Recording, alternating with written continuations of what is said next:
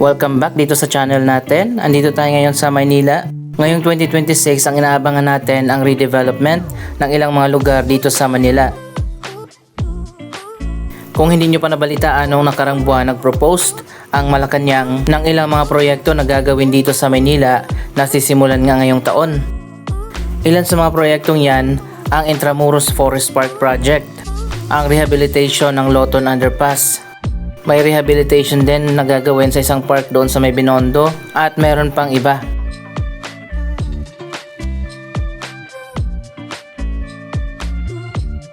Andito na nga tayo sa may City Hall. Last year natapos na yung renovation dito sa harap.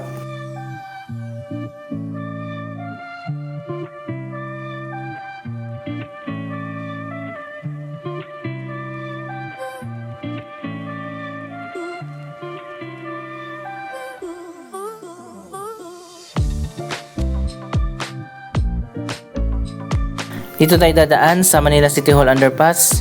Patawid tayo doon sa kabila.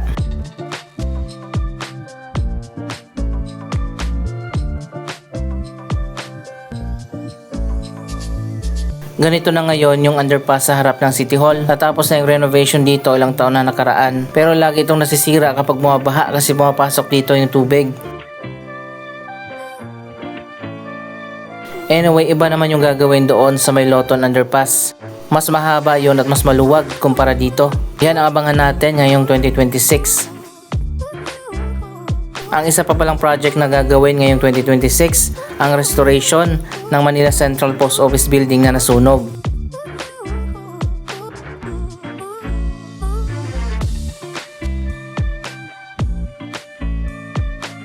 So ayan guys, ito ang Intramuros Golf Course. Ang balak na gagawin dito ay maging isang Central Park.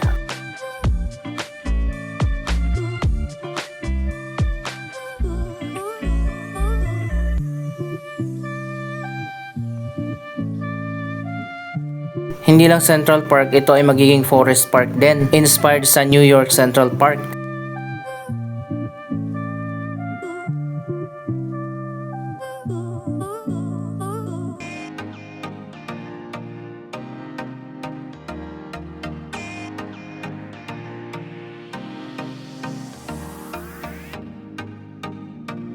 Sana nga matuloy na ang proyektong yan ngayong taon.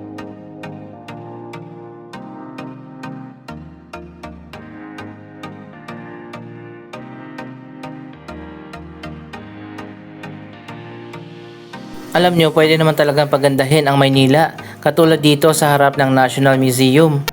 Dati marami din ang lugar na ito pero ngayon ay pinaganda na.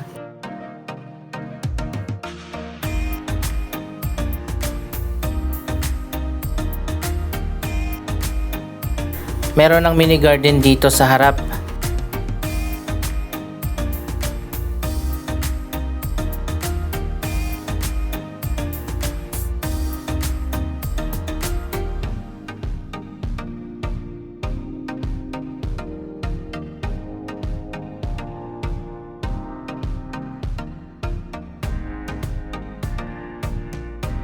Alam nyo, kung matutuloy na ang Manila Central Park Project, pwede dito magkaroon ng isang entrance papasok na dyan sa bagong Central Plaza. Magiging open na kasi sa publiko ang Intramuros Golf Course.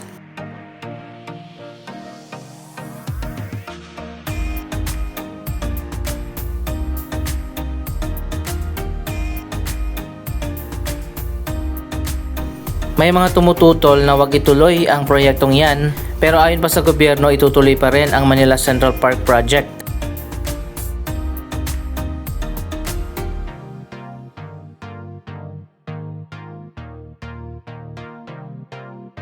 Sobrang lawak kasi nitong Intramuros Golf Course. Meron dito sa harap at meron din doon sa likod. Bali napapalibutan nito yung buong Intramuros.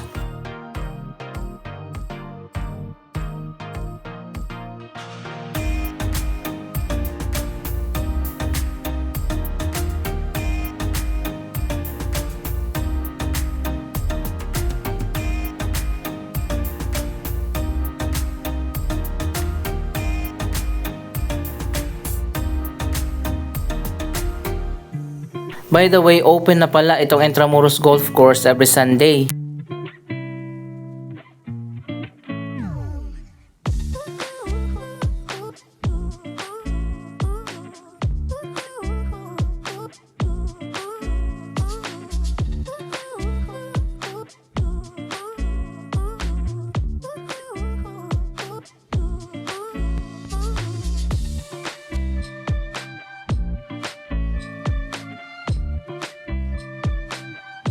Ayon pa sa Malacanang, ang Manila ang capital city ng ating bansa, kaya dito pa rin itatayo ang mga bagong projects.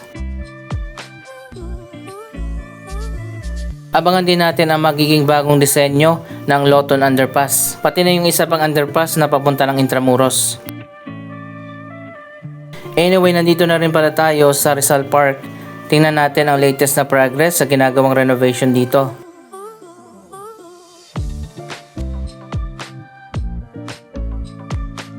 Hanggang doon na pala sa dulo ng National Museum yung nagawa na perimeter wall. May mga halaman na rin ay tinanim dito.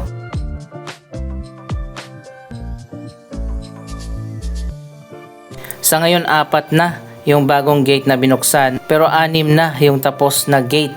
Mayroong 2 pa na ginagawa.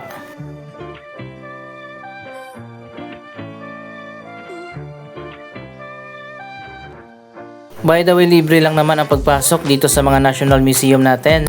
Ang National Museum of Fine Arts yung una nating pinakita, at ito naman yung National Museum of Anthropology.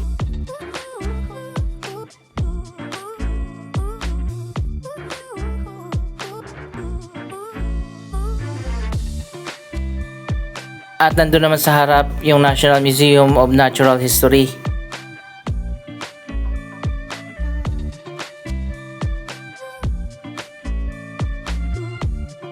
Nauna nang natapos yung renovation dito sa gitna ng eastern portion ng Rizal Park. Ang ginagawa na lang ngayon ang mga bagong gate.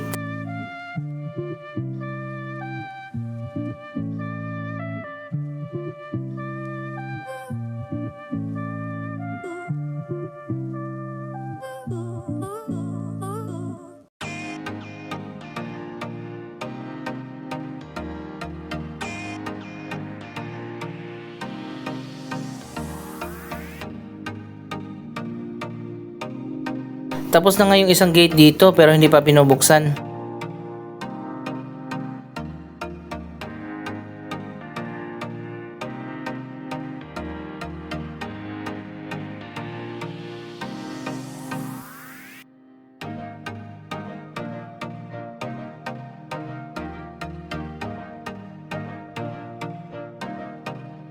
At may 2 pang gate na tinatayo dyan sa may Kalaw.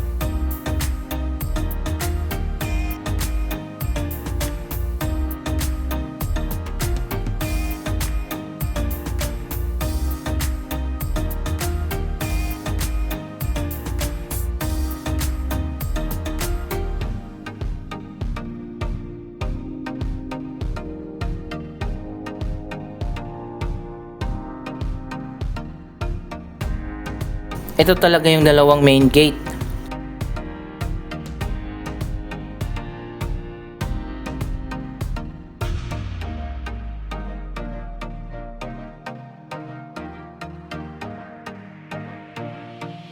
Maganda na rin dito sa bagong Lapu-Lapu Monument.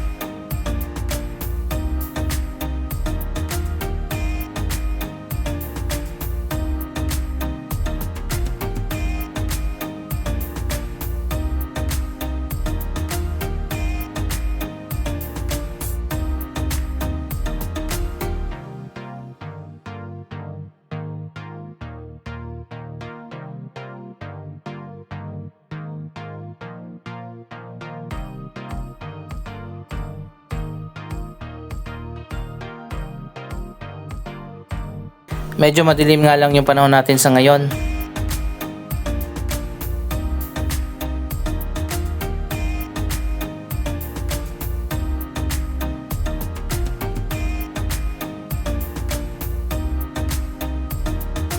Samantala dito naman sa Central Park, tapos na rin ang renovation.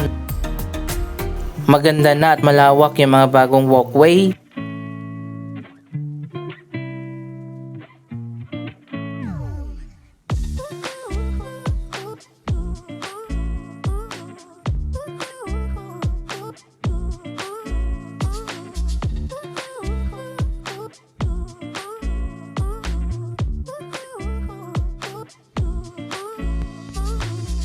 Mas maluwag na ngayon dito at may enjoy na ng mga naglalakad at mga nagjo-jogging.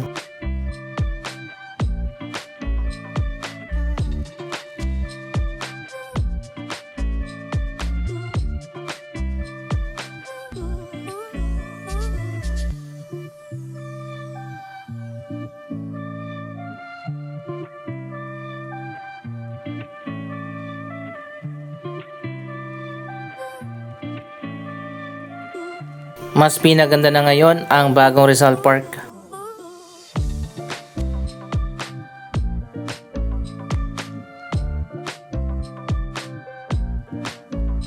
Isinama nga dito sa design ng park ang mga punong kahoy at hindi nila pinutol.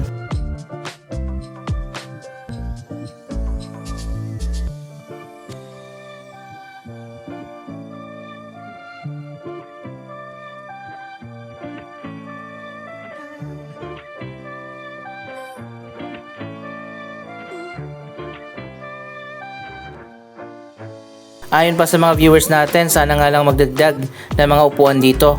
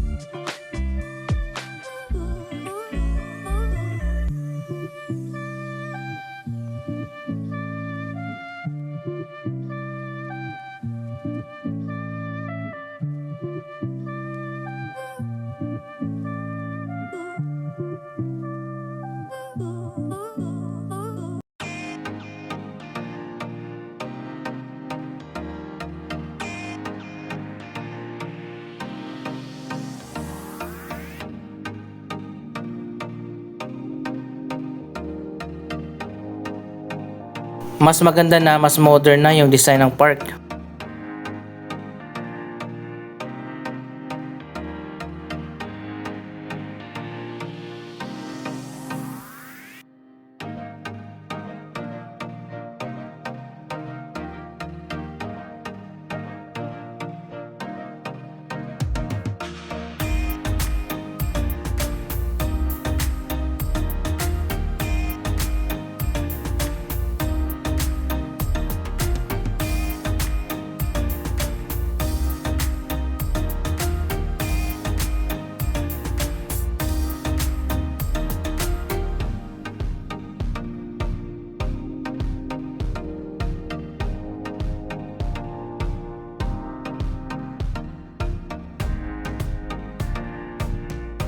Sana nga matapos na yung grass recuperation dito.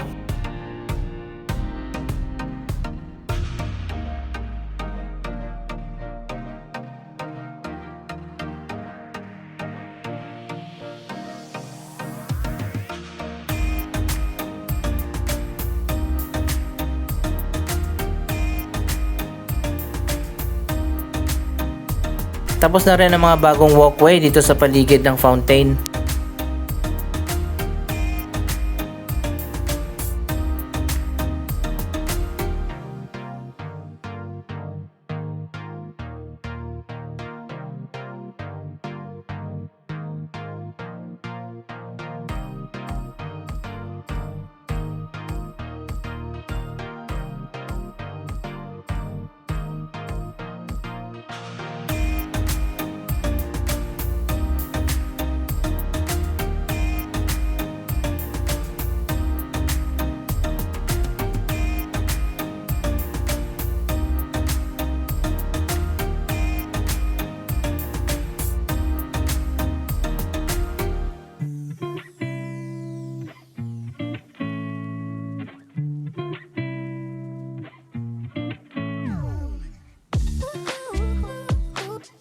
Anong masasabi nyo sa redevelopment ng Maynila at sa mga bagong project ngayong 2026? Mag-comment lamang dyan sa baba ng inyong mga reaksyon.